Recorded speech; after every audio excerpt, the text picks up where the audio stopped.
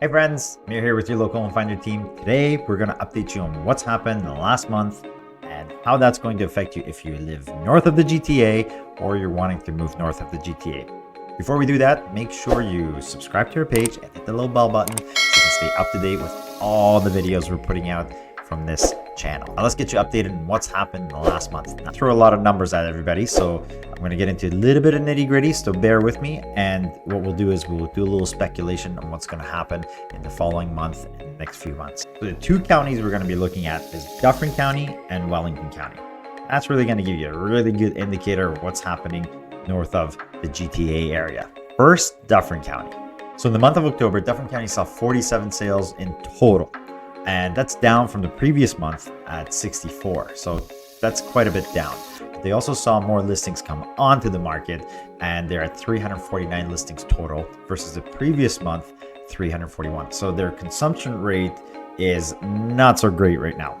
That's starting to push that county into a buyer's market. So the bulk of the data comes from Orangeville and Shelburne, which makes up most of the listings and sales in the area. So just to kind of give you a background on Orangeville and Shelburne, they're about 25 minutes away from each other. Orangeville is a bigger town than Shelburne by a lot. Shelburne's only a fraction of the size. And Orangeville is basically the hub of Dufferin County, so everything sort of passes through there. Now, Shelburne is a smaller town that has seen a lot of growth in the last little while, and they have 93 active listings to the 94 in Orangeville.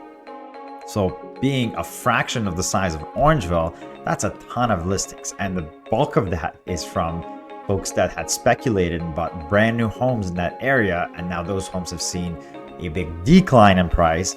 And they're either wishful thinking and thinking they're still going to make a profit, or they're going to sell it at break even. But you still have some very small amount that will take a loss and leave, or they'll just put their house up for lease. That's creating a ton of inventory for folks to look at if they are buyers in the area.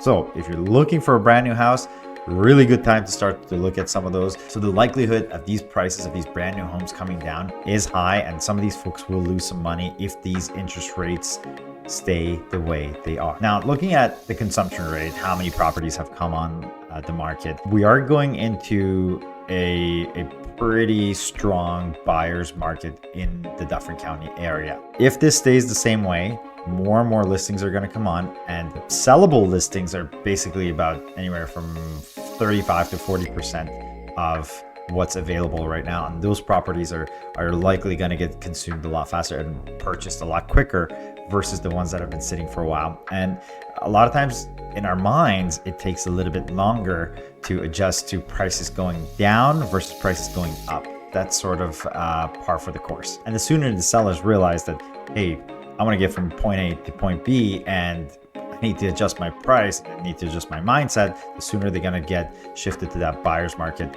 and get their property sold. Or they can wait for things to adjust and the interest rates to hopefully go down.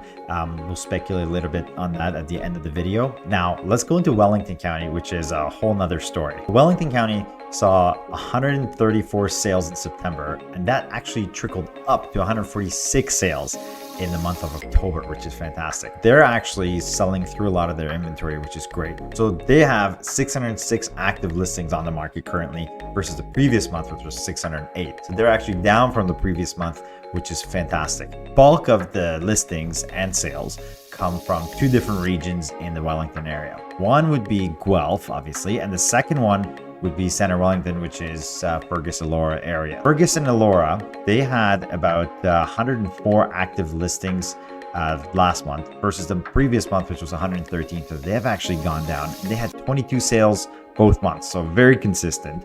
And then you go over to Guelph, where they had 297 active listings and 90 sales versus the previous month, which was 283 and 74 sales. So they actually went up in sales by quite a bit. So that tells me even though this area is still in a buyer's market, they're still going through a lot of their inventory and they're cycling through, which is great. Now, let's take out, say, 40% of these properties that say, hey, some people are maybe not pricing them right. These are properties that are sitting around. That would start to inch this area, the Wellington area, into more of a balanced to a seller's market. So let's speculate a little bit on both of these regions. Let's say that things go status quo for the next 6 months.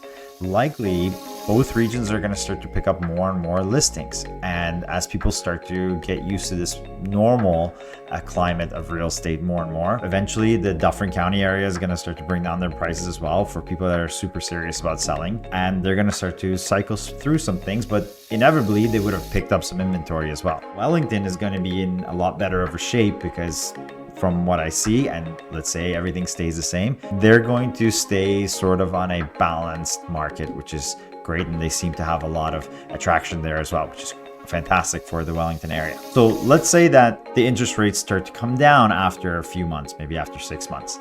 What will happen is the buying frenzy will start happening fairly quickly because there's going to be a lot of pent-up demand, and that inventory that was gathering up in both regions is going to start to get consumed pretty quickly. The inventory that started to get accumulated is going to get consumed fairly quickly in both regions. However, Dufferin's going to have more properties to sell, and that means that their prices aren't going to shoot up as fast, likely as say Wellington area will, because they've already been cycling through some of their properties. We're going to keep you updated on both of these regions as we go forward. So make sure you subscribe to this channel and let me know what you thought of this video, or let us know if there's a specific area that you'd like us to cover. And if you have a property that you want us to assess, send us the address through a DM or give us a call. We'd love to help. We'll see you guys in the next video. Bye.